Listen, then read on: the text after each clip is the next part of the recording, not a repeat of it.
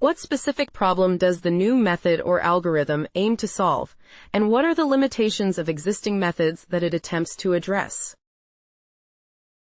The new method aims to solve the problem of extrapolation in machine learning, specifically predicting target labels for out-of-support samples when only one or a few such samples are available.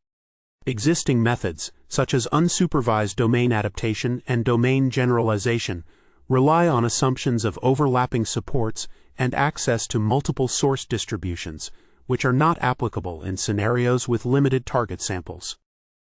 The proposed approach formulates a latent variable model that adheres to a minimal change principle, allowing for the identification of invariant variables that can be used for extrapolation without needing the entire target distribution. Additionally, the method addresses the ill-posed nature of extrapolation by providing identification guarantees under different influence regimes, dense versus sparse, which existing techniques do not adequately cover. Overall, this work enhances the theoretical understanding and practical applicability of extrapolation in real-world scenarios where data distribution shifts occur. How does the proposed method or algorithm work? Illustrate step by step the key processes involved in the latent variable model and the assumptions made during its formulation. The proposed method operates through a latent variable model that identifies invariant variables to facilitate extrapolation from a source distribution to an out-of-support target sample. First, it assumes that the observed data X is generated from a latent variable, Z, partitioned into an invariant variable, C, which influences the label, Y, and a changing variable SS which does not affect Y. The formulation is based on two key assumptions. One, the out-of-support nature of the target sample, X_TGT, arises solely from the changing variable SS, while the invariant variable, C, remains within the training support, and two, the changing variable SS only controls non-semantic attributes of X. Next, the model identifies the invariant variable, C, by ensuring that it shares the same values between the source and target samples, allowing a classifier trained on the source data to be applied to the target sample. The identification process is guided by conditions that account for the influence of SS on the observed data, distinguishing between dense and sparse shifts. In dense shifts, the model requires that the manifolds associated with different values of C are adequately separable, while in sparse shifts, it allows for extrapolation regardless of the distance of SS_TGT from the source support. This structured approach enables the model to make reliable predictions on unseen target samples by leveraging the invariant aspects of the data. Can you provide a simple yet illustrative example to explain the inner workings of your proposed algorithm, particularly in the context of the minimal change principle?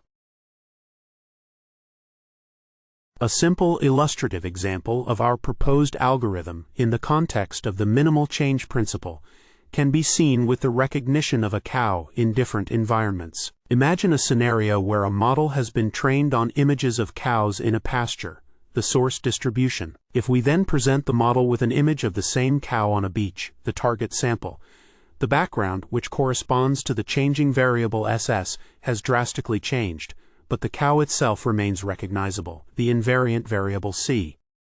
According to our minimal change principle, the model assumes that the out-of-support nature of the target sample arises solely from the non-semantic changes in the background, allowing it to focus on the invariant features of the cow that are still present in the image.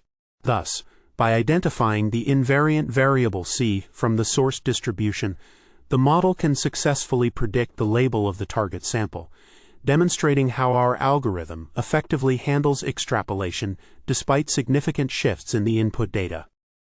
What theoretical or practical benefits does your method offer over existing alternatives, especially in terms of handling distribution shifts in machine learning? Our method offers significant theoretical and practical benefits over existing alternatives, particularly in handling distribution shifts in machine learning. Theoretically, we formulate the extrapolation task as a latent variable identification problem, allowing us to identify invariant variables that facilitate reliable predictions on out-of-support samples with only one source distribution and minimal assumptions. Practically, our approach demonstrates improved performance in synthetic and real-world experiments, outperforming baseline methods by a large margin, especially in scenarios with dense and sparse shifts.